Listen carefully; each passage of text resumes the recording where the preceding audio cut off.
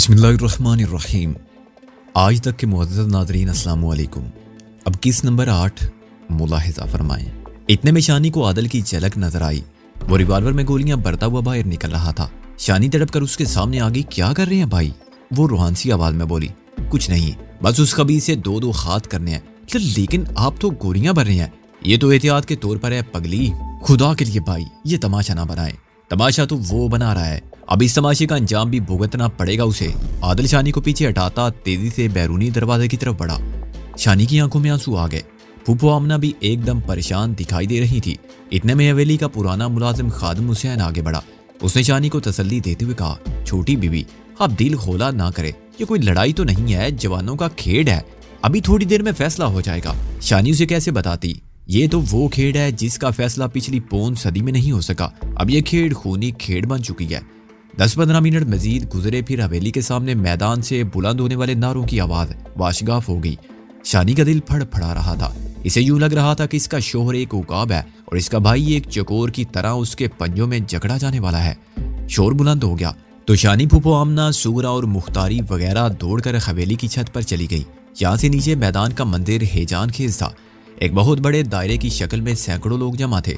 उनके दरमियान दोनों चौधरी चमकदार लाठियां सूंघते एक दूसरे के सामने खड़े हो गए। उनके चेहरे तमतमा रहे थे और आंखों में शोलों की लपक थी। दोनों ने पांव खोले हुए थे। उनके कंधे आगे की तरफ झुके हुए थे और वो एक दूसरे पर पहला वार करने के लिए मौके के मुंतजिर थे। दो डोलचियों ने अंधाधुंध ढोल बजाना शुरू कर दिए। ढोलों की दमक दिलों की धड़कन के साथ हम आहंग होकर क़यामत खेज होगी। पहला वार आदिल नहीं किया था। फाखे ने एक कदम पीछे हटकर ये वार अपनी तिरछी लाठी पर लिया। फिर दूसरा वार भी उसने उसी तरह रोका। तीसरा वार उसने झुककर बचाया। लाठी उसके तवाना कंधे से फिसलकर जमीन पर लगी। उसके साथ ही फाखे ने जवाबी हमला किया। लाठियां टकराने की आवाज दूर दूर तक गूंजी। फाखे के हमले में बेहद शिद्दत थी। चलने के लिए तो आदिल डगमगाता हुआ महसूस हुआ, मगर जल्दी वो संभल गया। तमाशाइयों ने हौसला अफजाई के लिए नारे बुलंद किए। शानी के चेहरे पर सुर्खी दौड़ गई। इसे अंदाजा हुआ कि इसका भाई फाखर के लिए तरने वाला नहीं है। भारत और ताकत में वो शायद फाखे से थोड़ा सा कम, मगर हौसले और जज्बे में उससे कहीं बढ़कर है। अगले 3-4 मिनट में रंगवाली और नारपुर के सैकड़ों तमाशाइयों ने लठबाजी का यादगार मुजाहरा देखा। बड़कों, नारों, ललकारों के शोर में दोनों चौधरी डटकर एक दूसरे का मुकाबला कर रहे थे। दोनों में से कोई भी जरा सी कमजोरी दिखाने को तैयार ना था। आदिल के जबड़े और सर पर चोट आई थी। सर से खून रिसने लगा था। चौधरी फाके के मुंह पर लाठी लगी थी। उसका होंठ फट गया था और अंदाजा होता था कि शायद एक आध दांत भी टूट गया होगा।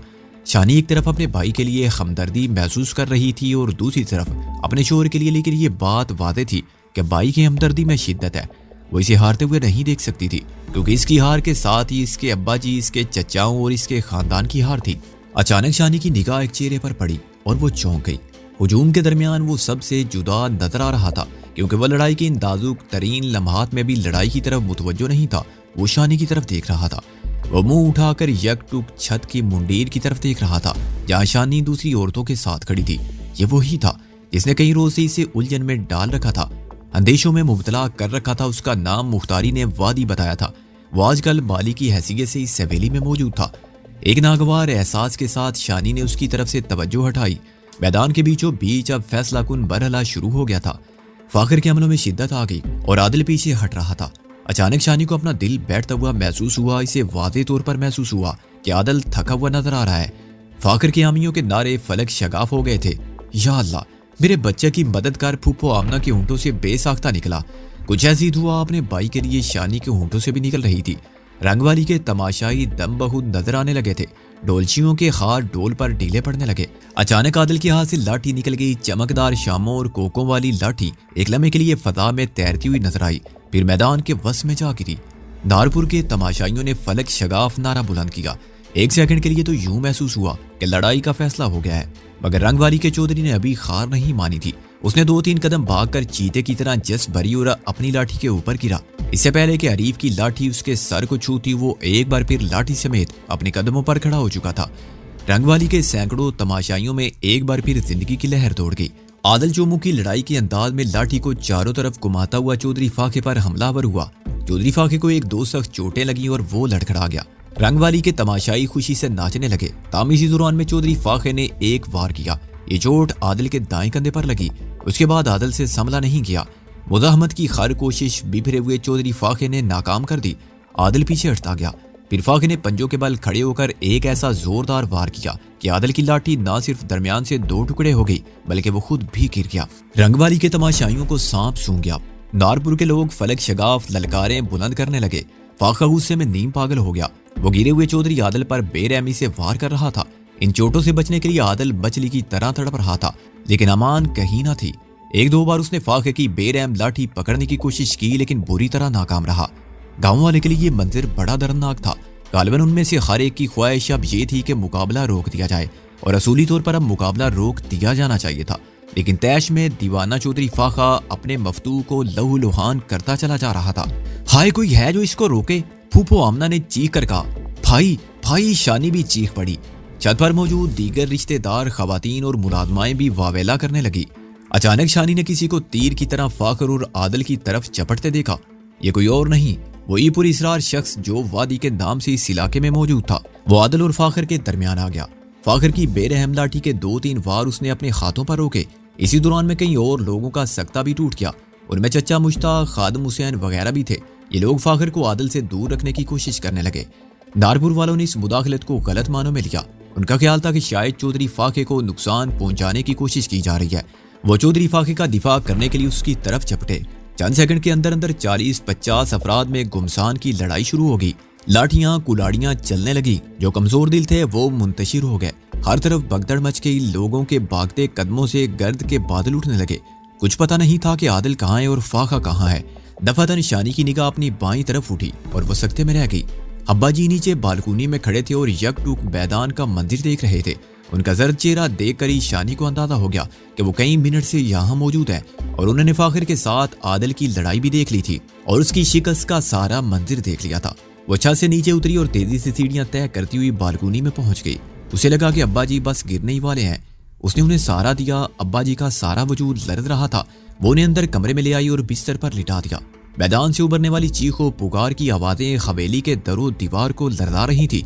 इसी दौरान में मेगाफोन पर एक भारी भरकम आवाज गूंजी, खबरदार, सब अपने हथियार फेंक दे, खबरदार पीछे हट जाएं सब लोग। शानी समझ गई कि पुलिस हरकत में आ गई है। चंद सेकंड बाद हवाई फायरिंग की आवाजें सुनाई दी। यकीनन ये फायरिंग भी पुलिस की तरफ से थी। अब्बा जी की हालत बिगड़ी हुई नजर आती थी। शानी उनकी देखभाल में लगी हुई थी। उसे कुछ मालूम ना था कि बाहर क्या हो रहा है। 2 मिनट बाद मुलाजमा अनवरी भागती हुई अंदर आई। इससे पहले कि शानी उसे कोई बुरी खबर देने से रोकती, वो चिल्लाकर बोली, बीबी जी, छोटे मालिक को छुरी लग गई है, वो लोहू लोहान हो गए हैं। छोटे मालिक का खिताब शानी के चहीते चचा मुश्ताक के लिए इस्तेमाल किया जाता था। शानी की आंखों से आंसू गिरने लगे। कभी वो हामते कामते अब्बा जी की तरफ देखती, कभी मुलाजमा अनवरी की तरफ। उसका जी चाह रहा था कि अहमक अनवरी को धक्के देकर कमरे से निकाल दे और सारे दरवाजे खिड़कियां बंद कर दे। कुछ ऐसा करे कि बाहर कोई आवाज उस कमरे तक ना आ सके। लेकिन शायद मुलाजमा अनवरी भी इतनी कसूरवार नहीं थी। हालात ही ऐसे थे कि सब अपनी सुध बुध खो बैठे थे। अब्बा जी का चेहरा जर्द हो गया। शानी ने जल्दी से उन्हें जबान के नीचे रखने वाली गोली दी और उनकी पेशानी से पसीना पूंछा। तब वो फूफो आमना को आवाजें देने लगी। फूफो आमना कमरे में पहुंची तो वो उन्हें अब्बा जी के पास छोड़कर हवेली के सदर दरवाजे की तरफ लपकी। वो अपने भाई को देखना चाहती थी और अपने चाचा मुश्ताक को, और अपने चचा रईस को। उसे कुछ खबर ना थी कि वो किस हाल में है। नंगे सर भागती वो अभी सदर दरवाजे से 20 कदम दूर थी कि उसे चचा रईस नजर आए। उनके साथ 2 मुसल्ला पुलिस वाले भी थे। चचा रईस ने शानी को बाहों में रोक लिया। नहीं बेटी, अभी बाहर नहीं जाना। शानी रो रो कर उनसे भाई आदिल और चचा मुश्ताक के बारे में पूछती रही। चचा रईस उसे संभालते रहे और बताते रहे कि सब ठीक हो जाएगा। रंगवाली के थानेदार मियां मुजफ्फर की हिदायत पर पुलिस वालों ने हवेली का सदर दरवाजा अंदर से बंद कर दिया था। तकरीबन 10 मिनट बाद शानी को पता चला कि चचा मुश्ताक को छुरी का कारी जख्म लगा है। उन्हें शदीद जख्मी हालत में हॉस्पिटल रवाना कर दिया गया है। इसमें कम अज कम 10 अफराद मजीद जख्मी हुए थे। कुछ लाठियों के और कुछ को तेजधार आलों के जख्म आए थे।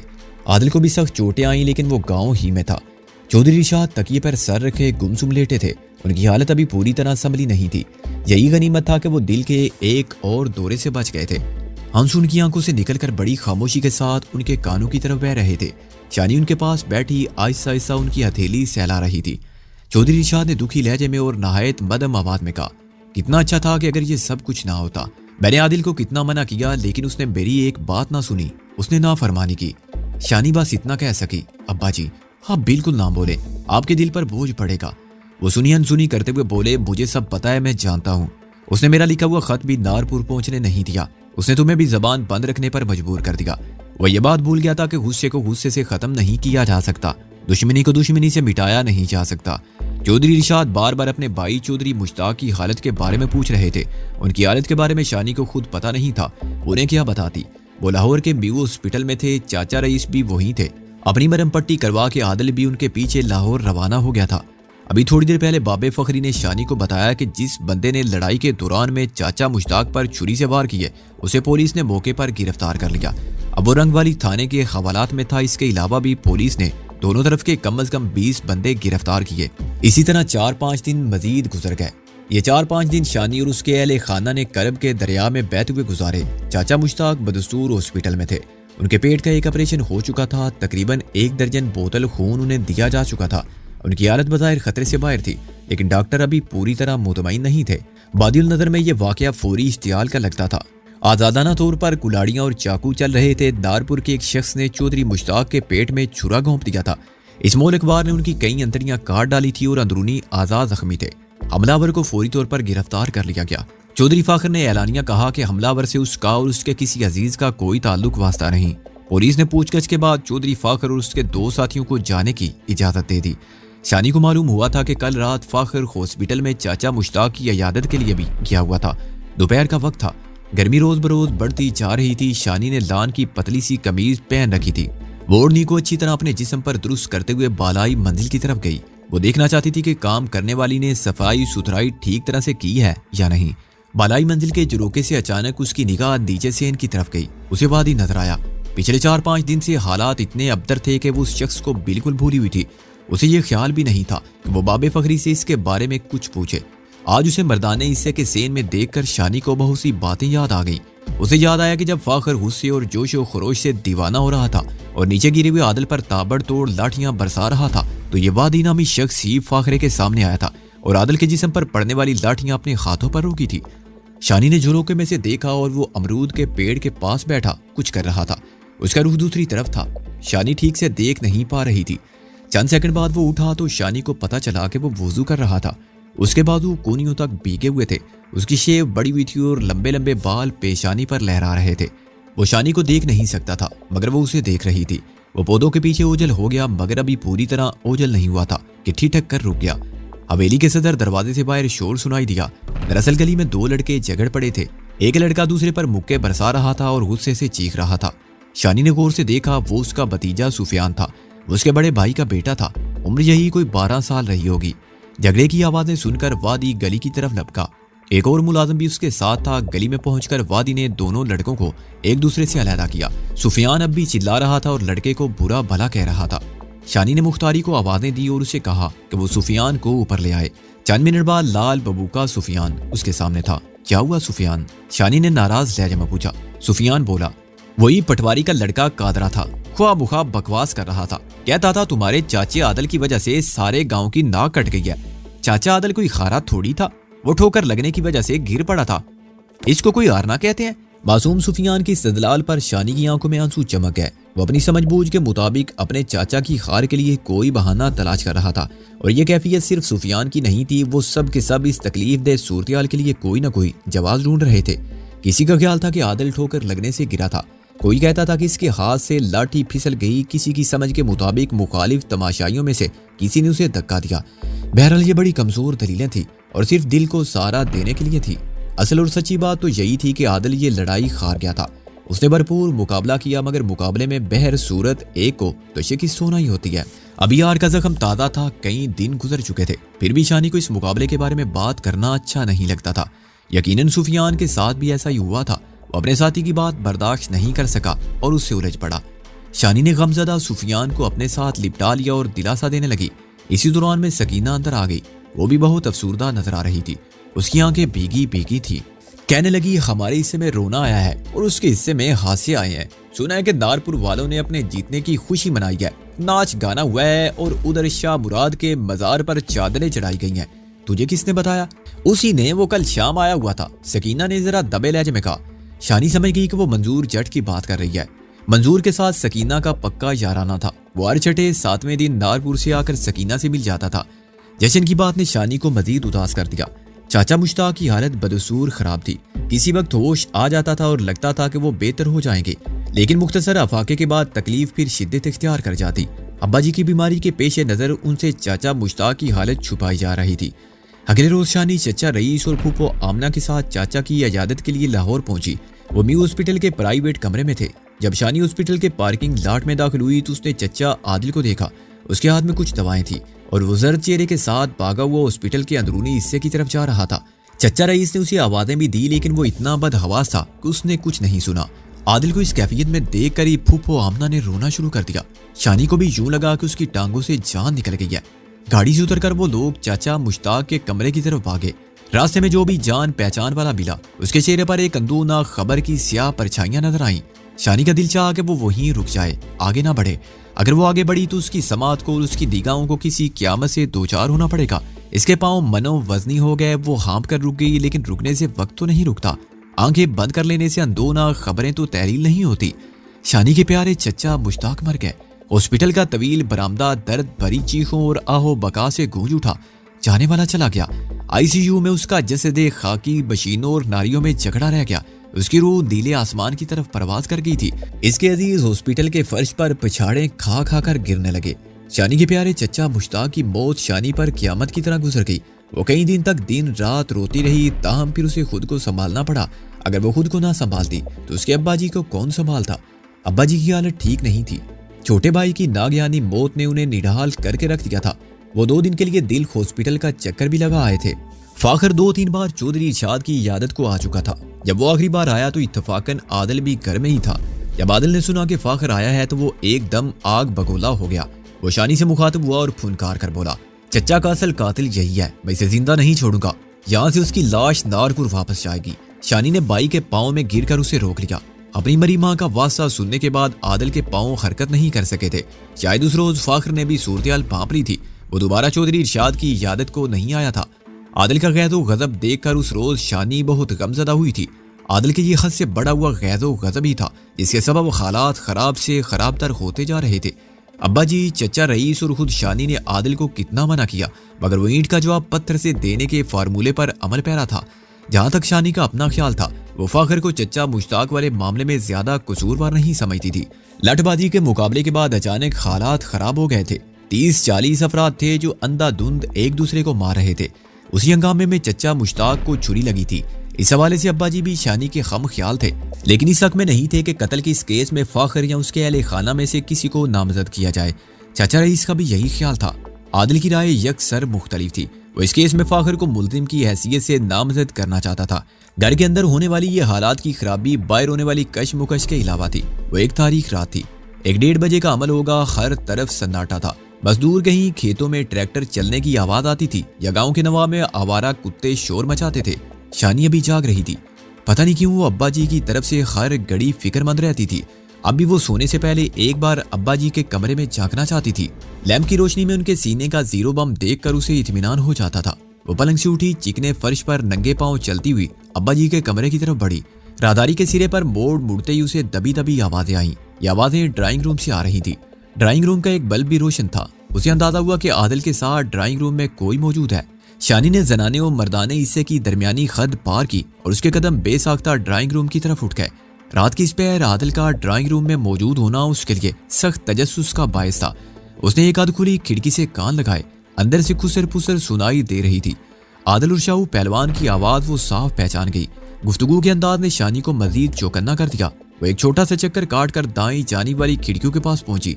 यहाँ भी उसे एक अध खुली खिड़की मिल गई। इसने खिड़की से कान लगाए और आवाजें वाज़ेह सुनाई देने लगी। शाहू पहलवान कह रहा था, नंबरदार अमजद कल ही सियालकोट से आया है। हो सकता है कि इस दफा शिकार का प्रोग्राम ना बने। एक दूसरे शख्स ने कहा, इसका मतलब है कि मैं बकवास कर रहा हूँ। ये मैं अपने कानून से सुनकर आ रहा हूँ कि कल का प्रोग्राम पक्का है। चौधरी फाखा शाम 6-7 बजे तक खटोली पहुंच जाएगा। ठीक है, वो पहुंच जाएगा तो हम भी पहुंच जाएंगे। आदिल की आवाज आई। लहजे में अजीब सा जहर था। आदिल के एक दोस्त कालू मुल्तानी की आवाज सुनाई दी। अंदाजन कितने बंदे होंगे नंबरदार के डेरे पर? यही तो मजे की बात है, नामालूम शख्स ने कहा। नंबरदार अमजद के अलावा सिर्फ उसका दोस्त मस्ताना होगा और शायद 1-2 कारिंदे होंगे। ठीक है, बूंद देंगे उन खरामजादों को भी साथ ही, शाहू पहलवान ने उजड़ लहजे में कहा। तू ज्यादा बब्बर शेर बनने की कोशिश ना कर, नामालूम शख्स ने बेजारी से कहा। हमारा निशाना बस नारपुर का बिल्ली मार होगा, अगर कोई हमारे रास्ते में आएगा तो देख लेंगे। कालू मुल्तानी की आवाज आई। दूसरी ओर सबसे जरूरी बात यह है कि आदिल को हमारे साथ नहीं होना चाहिए।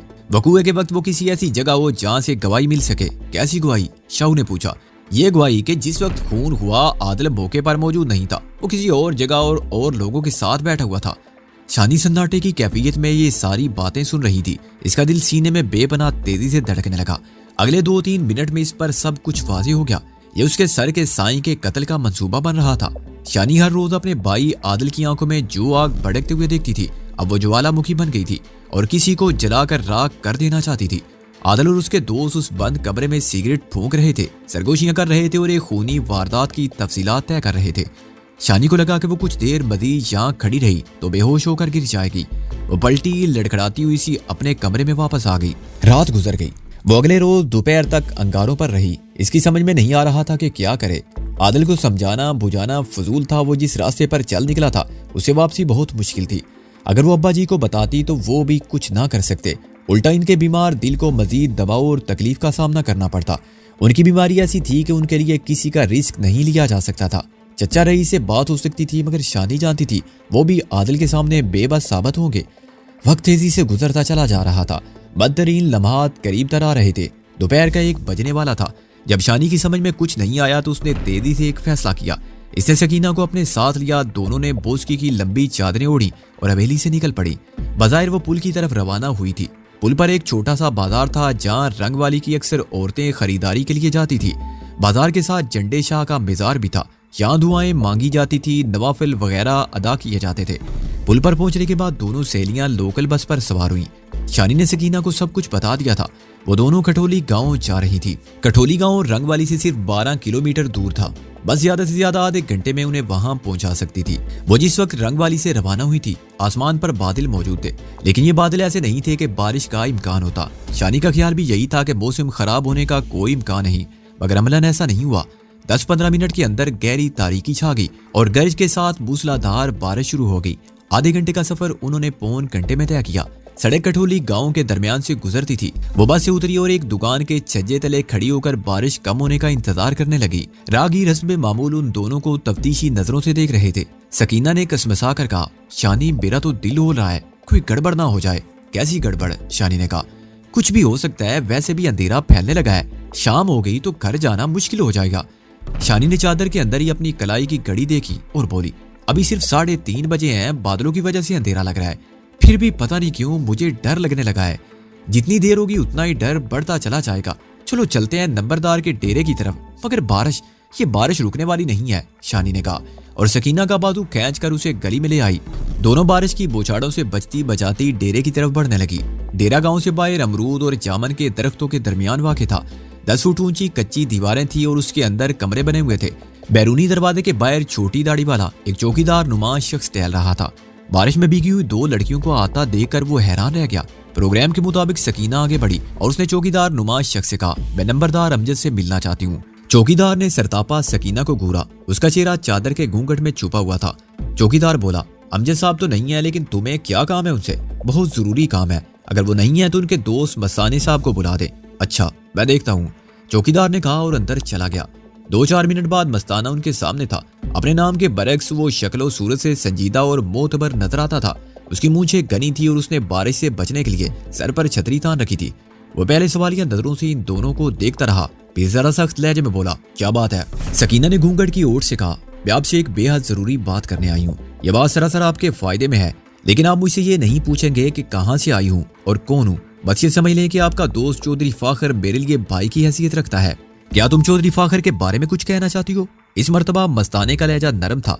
सकीना ने इस बात में सर हिलाया और बोली, मुझे पता है कि भाई फाखर आज शाम यहाँ से डेरे पर आ रहे हैं। आप उन्हें ये ताकीद कर दें कि वो आज रात यहाँ ना गुजारें। उनकी जिंदगी को बड़ा सख्त खतरा है। कैसा खतरा है? मस्ताना चौंक गया।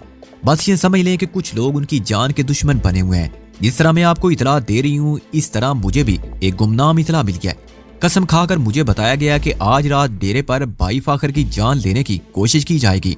मैं आपसे हाथ जोड़कर कहती हूँ कि आज भाई को यहाँ ना रहने दे, लेकिन मैं आपको इससे ज्यादा कुछ नहीं बता सकती। मैं घर से बताए बगैर निकली और मुझे जल्दी वापस जाना है। अच्छा, खुदा हाफिज। बस्ताना तजब्जुब में खड़ा था। बहरहाल उसके सासरा से एक बात वाज़ेह थी कि वो सकीना की इतला को बेहद संजीदगी से ले रहा था।